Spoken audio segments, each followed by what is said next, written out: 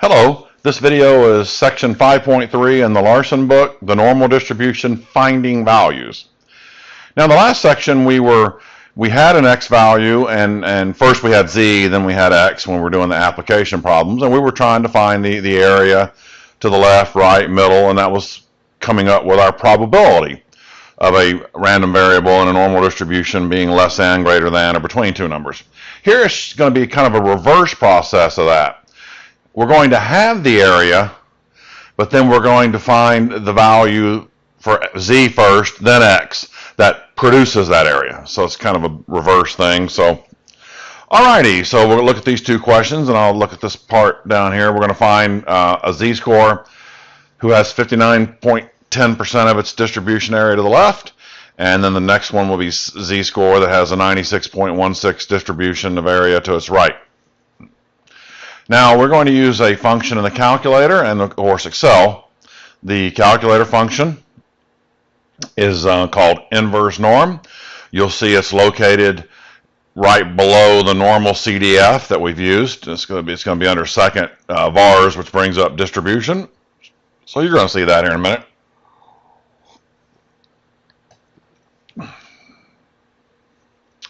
So the inverse norm works in a way that if you put in the area, it'll tell you, it'll assume that the area is to the left. Now it depends on what kind of calculator, the TI versions you're using. There is actually the newer versions, you can actually choose left, right, or center, but that's not necessarily needed. Maybe I'll do one where it goes the other way just to show you. But if you're having one that just brings up, some of them may just have the area of 0 and 1 and not have the left. You don't even have to have the with the 0 and the 1, because if there's no other numbers there, it assumes it's 0 and 1, meaning assumes it's a standard normal distribution. When we do problems that involve where the mean and standard deviation or something else, we will have to enter those values in. So you see these answers are yielding the same result. And then I mentioned here, if you're going to do area right and it doesn't have the thing that says right there, it would, which the calculator I'm using on this computer doesn't have the newer operating system where it gives you that option. So, but anyway, but you can always keep it as left, but you just have to use 1 minus the area to the right. Will tell you, and I'll show you'll see that one with an example too here in a minute. And on Excel, we'll change this to, we will.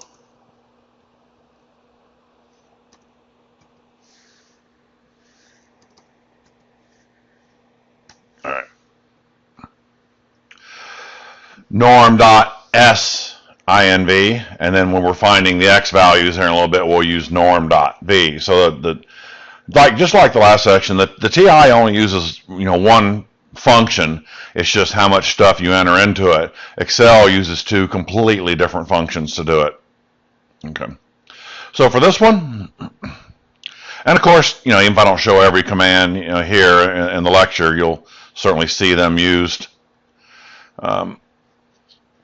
in doing homework problems, but obviously I'll do some as we go.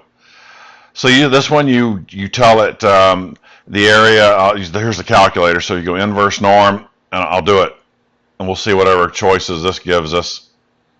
It's second, and then hit that vars button, which brings up the distr.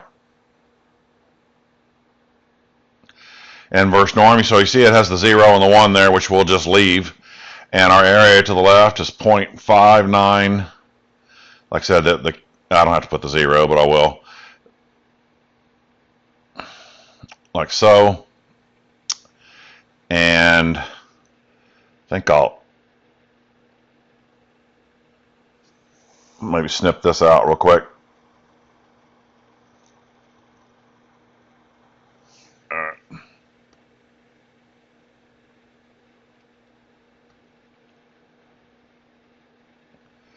So put this in there. I'll rearrange all this later. like I said, it's going to be a little different entry. If you have the newer one, it's going to show the 0, the 1, and whether you want left, right, or center. Without the left, right, or center, it is always assumed to be left. And then I hit enter. Enter. There it is, 2, 3, 0, 1. So the Z basically is usually only used with 2 decimal places. I don't know, maybe the homework will ask differently, but it's usually only 2. A test question would probably only be 2, but rounding that to 2 is no issue. Move that out of the way. Then Excel. I think I got a worksheet open here. Yeah, so there's, in fact, I keep forgetting, okay, it's over here. I'll put in 5910. And there it is, 2301. All right, there we go. Now the next one, for the area right, you, in the calculator, now if you have the option where it asks you left, right, or center, I can't show you that from this calculator I'm using right now, but if it shows you that, you could actually put the 96, so we're looking for the value Z here, where 96.16% is to the right of that, which is the green area. You could actually put 0.9616 and then just make sure you choose the one that says right there. Most of the things we're going to be doing, you'll see here in a minute, involving percentiles, everything's going to be left for the most part anyway. So after we look at these examples, and like I said, we may see this in the homework, pretty much all the application problems are going to be to the left. So, but you could do it as 9616 and put in right. What I did is I got the area to the left of that, which would be 1 minus that, so that we know there's 0.0384 to the left. Now notice I could have done that right here when I did it, but notice in the inverse norm, you don't have to actually figure out the number first here. You can just put in 1 minus 0.9616. You don't have to get it in advance because it will know, but you can either way. And then norm inverse, you do the same thing. Norm S dot inverse, excuse me, because 1 minus is what gives you area to the right. So I believe I had that. That's the one I had in there and I erased. So 1 minus 0.96.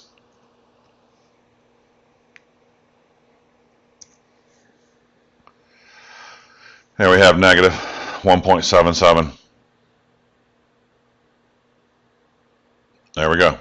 All right.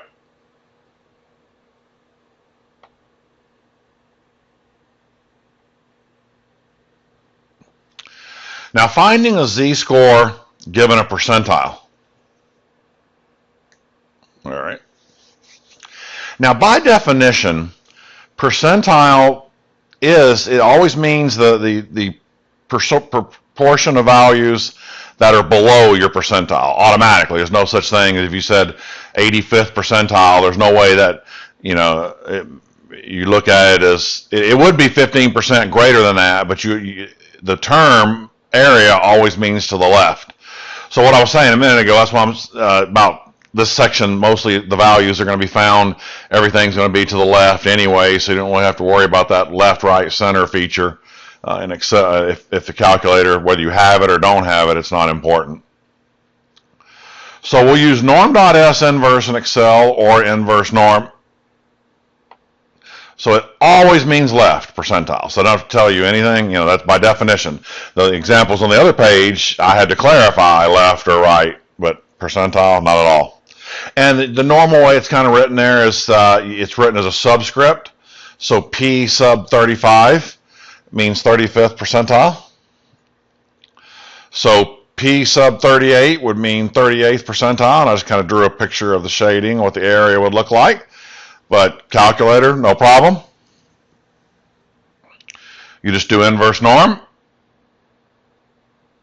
and put in 0.38, and there's your 0 and your 1, hit enter, there you have it. So it's about negative 0.31 if it's rounded to 2 decimal places.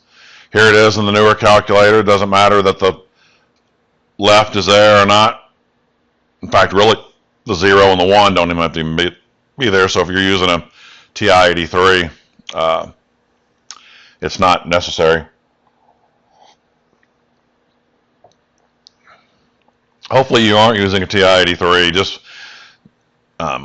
because of some stuff we're going to do later.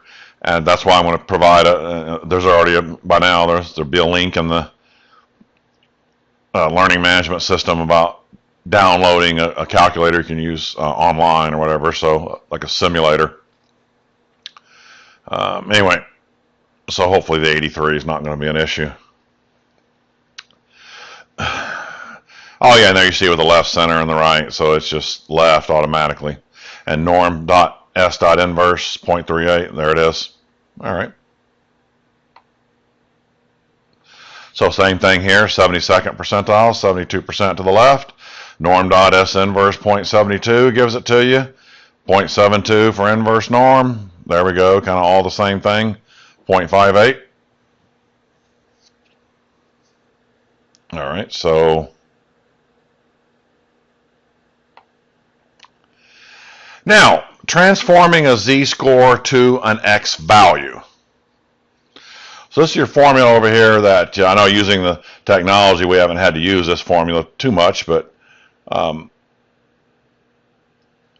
it's the value, and we did use it in the first unit though, x minus the mean divided by standard deviation.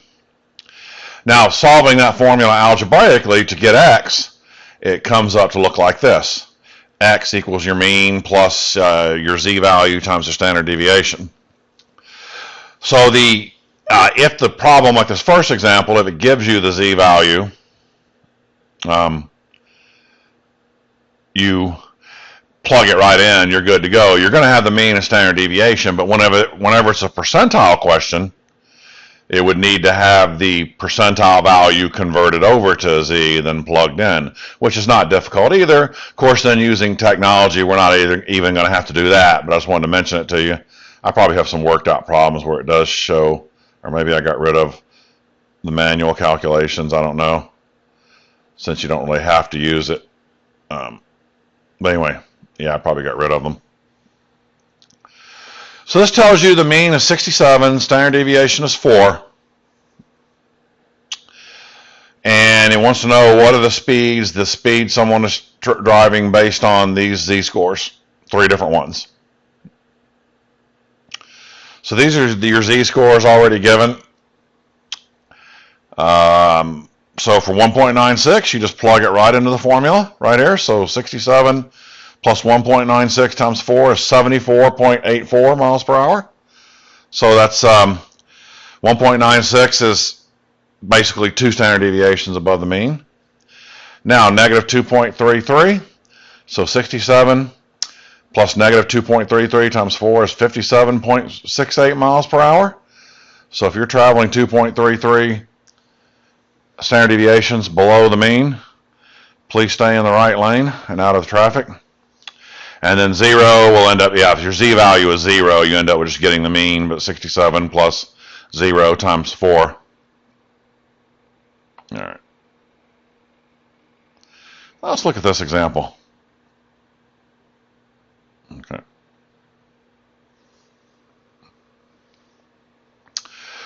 In a survey of men in the U.S. ages 20 to 29, the mean height was 69.6 inches with a standard deviation of 3 inches.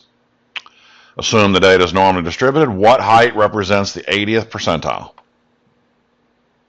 Okay. So we're essentially trying to find this value over here where 80% of the values would be left of it. Now the technology we use is based on this formula, but I will mention that what you're actually doing, if we were doing it, you have the mean and standard deviation, and all you need is the z-score by doing the inverse norm or the norm S inverse of the 0.8, and you could plug it in there and then just use a regular calculator and figure that out. It wouldn't be that bad to do it that way, but since we have the technology to do it a little bit quicker, we might as well. Now in the calculator, The only difference is now, we don't use 0 and 1. It's 0 and 1 if we're just only trying to find the z-score. But if we're trying to find an x value, we need to put in the appropriate mean and standard deviation that goes with your problem. And I'll do it in this uglier looking calculator, I guess, for lack of a better term.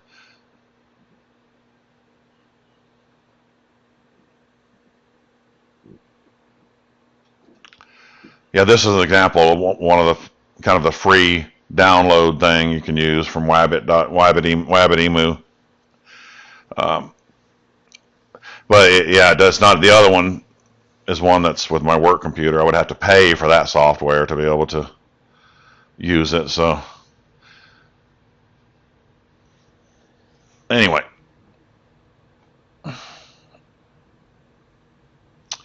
so there's inverse norm. The area, that's the percentile. It's 0.8, 69.6, and 3.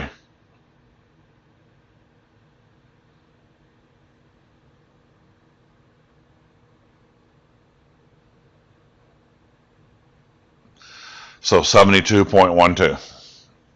So basically what the calculator did, what I was just saying, is it did the z value. It got the inverse norm for the z value, and then used that formula basically and converted it and got my x value. So we just saved a step there. So there it is. Norm dot inverse. You just so instead of just putting, here's where you use norm inverse. You don't use norm dot s dot inverse. You have to use norm inverse. All right, I'll do a different one.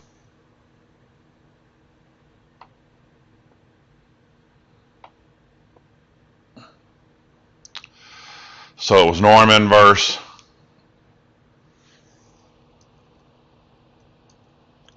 The area was 0.8. Then it wants the mean. Then it wants the standard deviation. There it is. Excellent. So the conclusion is we're saying that in that age group, 80% of the males have a height of less than 72.12 inches.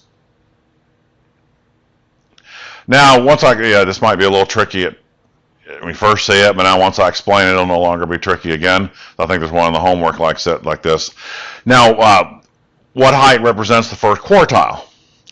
Now, when we had discrete data earlier in the course, we handled quartiles in a manner where we talked about that Excel wasn't very good or consistent, but the calculator worked, or you could do them manually by finding medians. That's for discrete data, individual values. For continuous, the way you do this is you just treat. See, there's no values to line up. In other words, you couldn't do that. There's no numbers to enter because it's continuous distribution. So you just treat the first quartile as the 25th percentile. Oh, okay. So that's all we do. Yeah. So if it was third quartile, well, second quartile is just going to be the median. When I'm not going to ask that, but I could ask the third quartile, and you just treat that as the 75th percentile in this. So it's not the way we did quartiles for that type of data. So here it's just the same inverse norm command here. In fact, I could just type over this command and go over here and make sure I insert. I'll put a 0.2, then got to insert so I can add another number. Second insert 5. There we go, 67.576. And same thing with norm inverse. That one, just change that to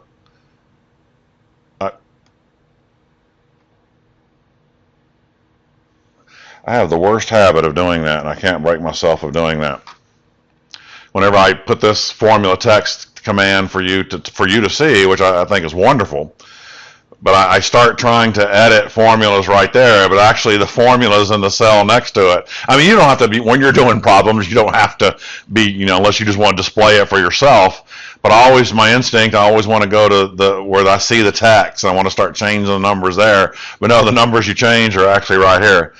And even though I know not to do that, I continue to do it, and I'll probably keep doing it I wish I could break myself out of that habit.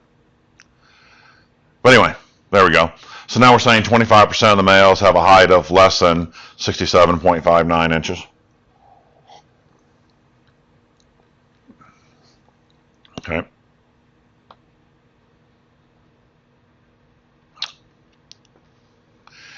Now, suppose Geddy Lee was told that his score in accounting exam was the 90th percentile, meaning he did better than 90% of the people that took the test. The exam scores are normally distributed with mean 72 and standard deviation 12. What was Geddy's score? We'll say rounded to 1 decimal place. All right, that's pretty straightforward. Just mean 90th percentile. So in the calculator, you would just do inverse norm, 0.90. Mean of 72, standard deviation 12. There's the answer, and there it is. There it is. See, with the left, it's the same thing. And norm dot inverse, 0.9 for the percentile. Mean 72, standard deviation 12, 87.4. Wonderful.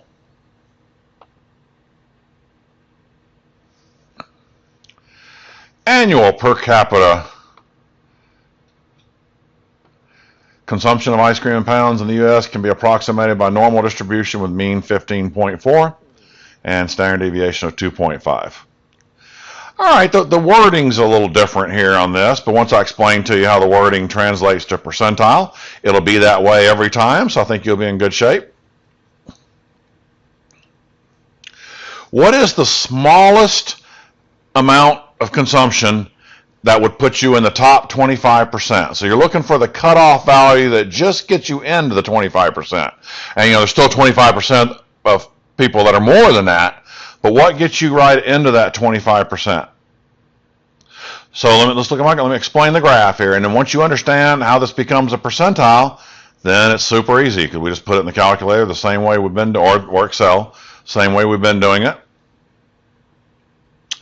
So this cutoff value right here, I think I'll get rid of that. That's not the actual answer to the question. That's just the z-score. I'll get rid of that. All right. So it's right here where that red line is. The red line, you want to know what gets you the point if 25% are above you. Well, if 25% are above you, that means 75% are below you. So this wording, the smallest of the top whatever percent, always means percentile will be 100 minus that number. So it translates to 75th percentile. So there you go. Then once you have it, you put in 75, 15.75, 15.4, 2.5. You don't need the left. There it is, 17.086. Norm inverse, 0.75, 15.4, 2.5. All right, so let's look at Part B. Part B says, what is the largest amount of ice cream that puts you in the bottom 15%? All right, the largest of the bottom. So we're looking for the cutoff that you're in the bottom 15%, but you're at the top of that 15%. You're the top of the bottom 15%. Right here, that cutoff line. Well, that wording means if you're at the top of that 15% group, 15% then are below you. So, long story short, that puts you in the 15th percentile. So you're the 15th percentile. So that means that wording, when it's worded like that, that means the percent that's given right here, that will be the percentile. Then once you know that's the percentile, it's super easy from there. 0.15, 15.4, 2.5, there you have it, 12.8. And norm dot inverse, 0.15, 15.4, 2.5 gives us 12.8 again. Wonderful. Okay, let's take a look at this one.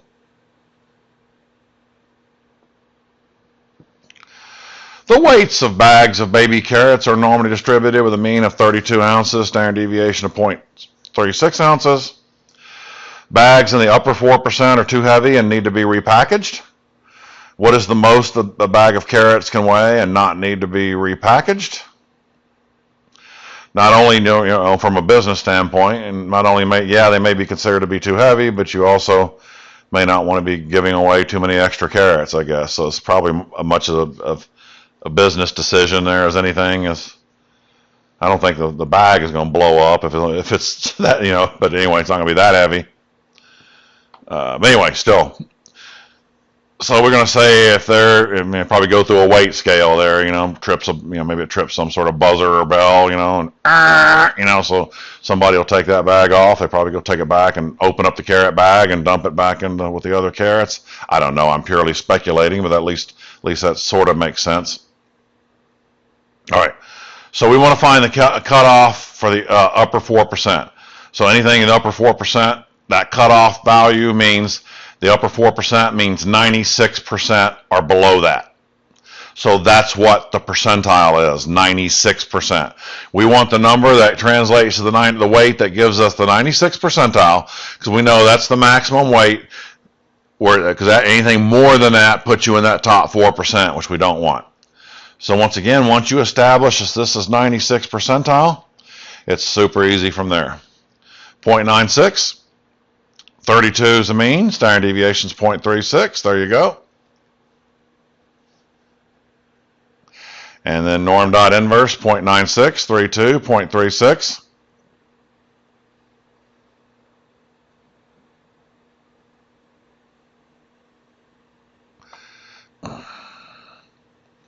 And there you have it. So 32.63 ounces is the cutoff, because anything more than that gets you right up into that top 4% that we don't want. Alrighty, average time a person spends on social media per day is 49 minutes. Assume the standard deviation is 16 minutes and the times are normally distributed. What is the minimum amount of time spent on social media to qualify for the top 10%? Sort of like the carrot example. Top 10% means that there's 90% below that. So that's what you have to establish, that the top 10% means 90th percentile. I just put the formula there, even though we're not using it, just to remind you of what's being calculated. So once you know it's 90%, it's easy. You just put in 0.9, 49, 16, and you get 69.5 roughly. And as I mentioned before, a lot of these times it says 69.48. This is probably from someone that, for these are a lot of test banks and questions still based on people using the old way of doing it with a chart. Anyway, long story short, the Z would have been rounded to 2 decimal places instead of the technology using more than that. So rounding it, if somebody did, like if you did the inverse norm, for example, and I think I might show you that here just for the heck of it, and use 2 decimal places, it probably will generate that answer. But let me finish what I'm saying here. The norm dot inverse 49, 16, there's 69.50. Yeah, this won't take but a second. So let me show you this. I won't do it both ways. I'll just do it one way. But I'll go second inverse norm.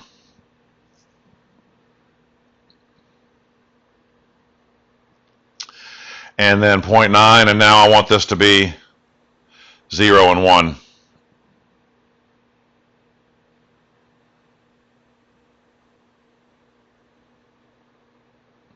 So let's say I round that to 1.28. So if I use this formula, it'll be the mean, 49, plus 1.28 times 16.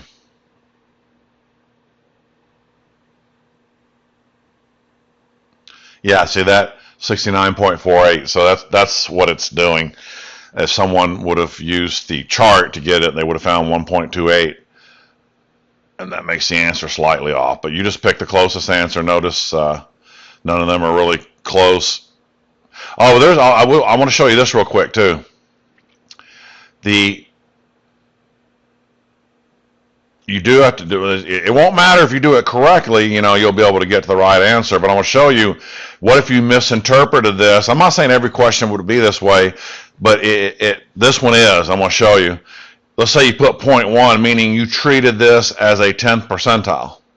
Of course, technically, if you had the fancier calculator, you know, and it has the left, right, you could do to the right, but I never wanted to bother to get into that. Why show something that was completely unnecessary?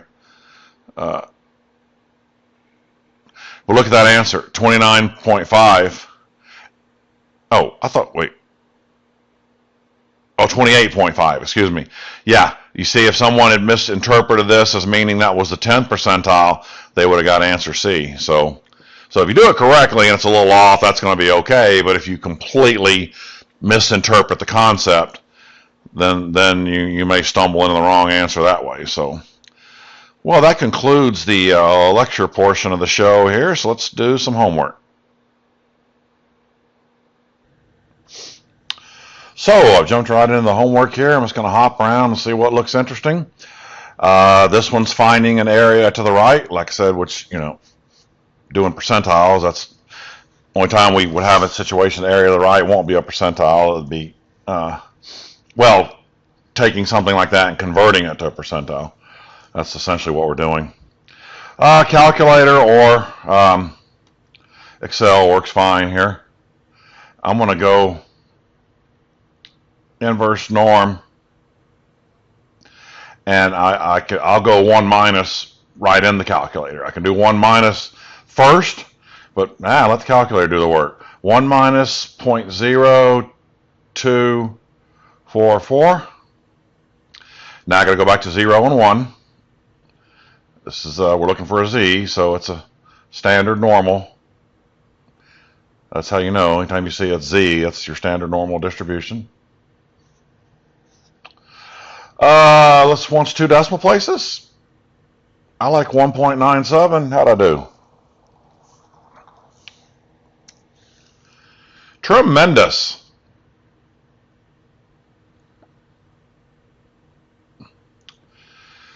And here it is right here at the top. And was it 294? I've already forgotten. 244.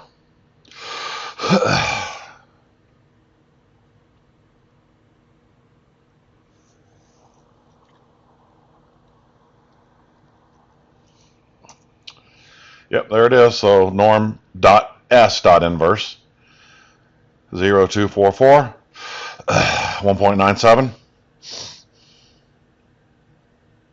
Excellent. So let's hop over to some percentile questions. Yeah, okay. All right, these are super easy. I won't even do these, but just do the norm S inverse in Excel or norm inverse norm in the calculator, and easy peasy. It just wants the z values. Same thing here. Okay, let's take a look at these kind of questions. That looks good. Let me just kind of look ahead and see if there's any. Okay, these two are about the same, so I can do one of these, cover. The caret. We can, even though I did that one in the notes, but we can do it here too. Okay, this one's kind of interesting. So let me do one of those, either 5 or 6.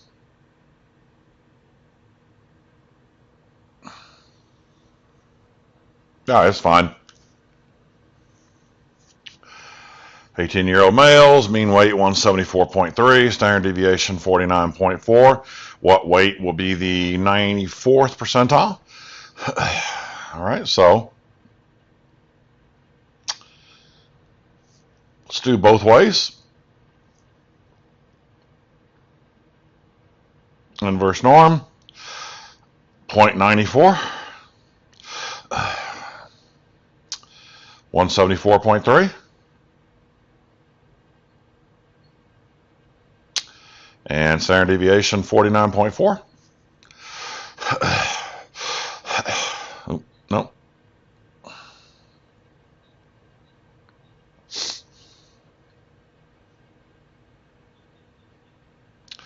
And what is, I think it says 1 decimal place, 251.1.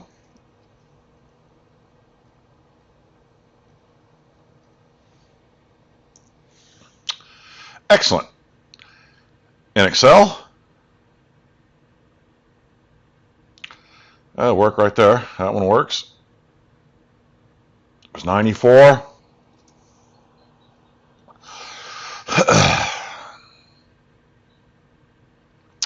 174.3, 49.4.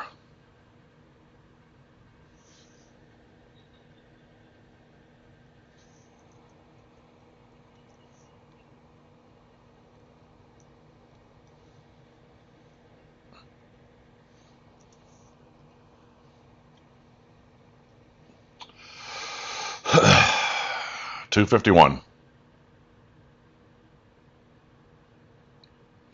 So either way, whatever makes you happy. Next one's 36th percentile. So this will be really quick and easy now because both functions already have the mean and standard deviation in there for the same problem. So I can just do second enter if I want to. Second enter brings up the last command, or I can just bring up norm dist again. Either way, I mean second dist inverse norm. So this was, was it 36? Dang it. 36th. So 3/6.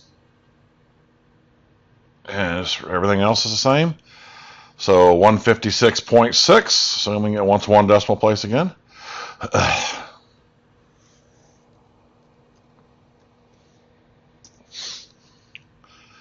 And all right, so super easy here. Just change this 94 to 0.36.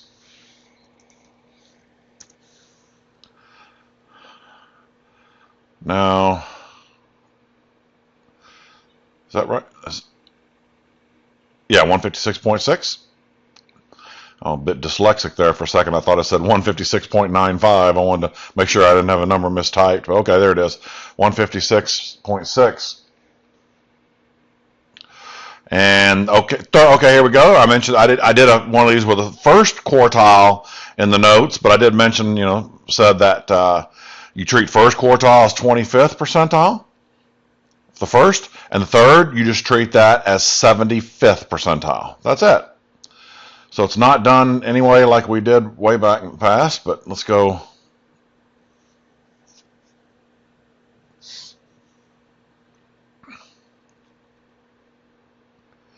So change 36 to 75. Let's try 207.6.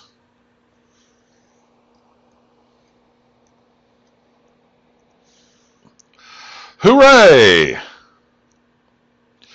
And let's see, I didn't forget this.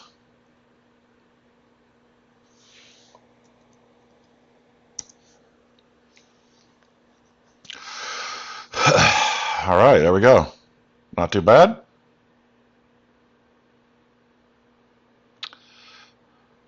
Okay, I'll skip past this one. Yeah, that one I saw it said first quartile there. Yes, I'm glad the other one said third quartile and that one said first quartile, so you get to experience both. Baby carrots. All right, we've already sort of explained this idea. So upper 4.5%. So that means that's going to be 100 minus that, or decimal terms will be 1 minus 0.045. So in the calculator,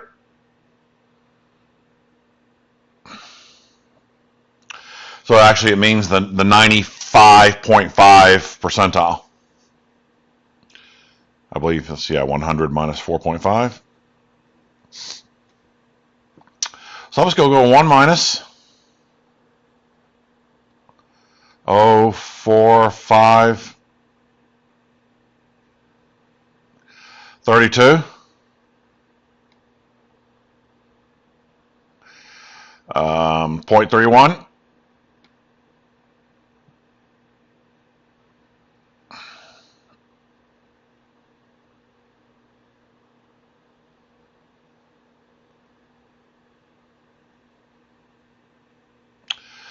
It wants 2 decimal places, so I'm going to go with 32.53.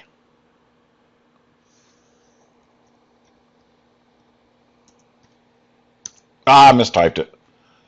I saw it as soon as I hit it. yeah, for me, I think typing these in there is as big a challenge as actually solving the problem. I make more mistakes doing that. So there we go. Let's do it in Excel real quick. So this will be norm inverse. Oh, I'd say I did that again. I said that earlier. I keep doing that. 1 minus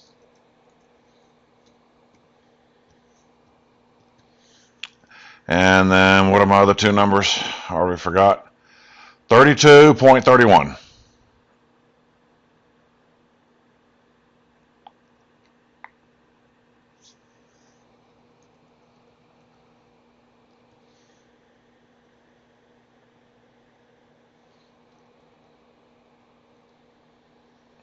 .31. Whether you put the 0 in front of the decimal or not, that's optional. There it is. 32.53. Wonderful. Let's try the next one, then we'll call it quits on this section. Mechanic sells tire, life expectancy, mean life 35,000, standard deviation of 2,200.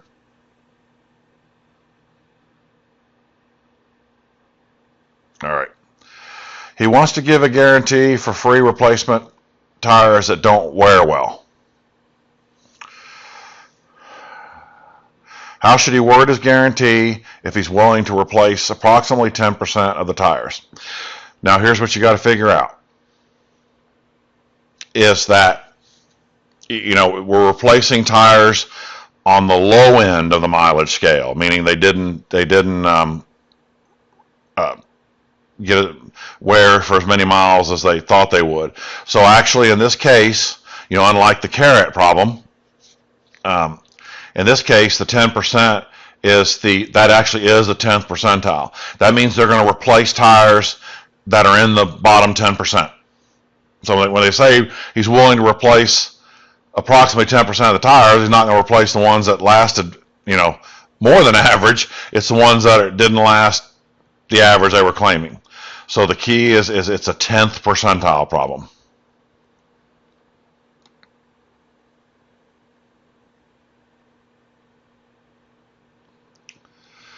All right, I like that one. We had to think a little bit there. So 0.1 and 35,000.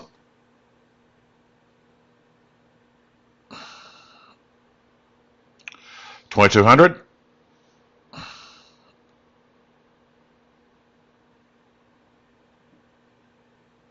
Take a look at that, see how that looks. Round to the nearest mile.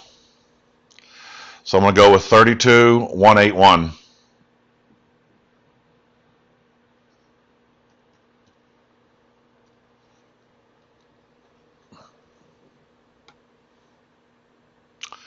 Well done.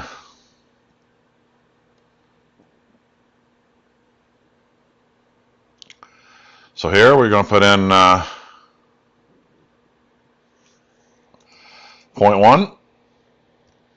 I think I remember 35,000. Helps when they're whole numbers for memory purposes. And then 2,200, I believe, for the standard deviation.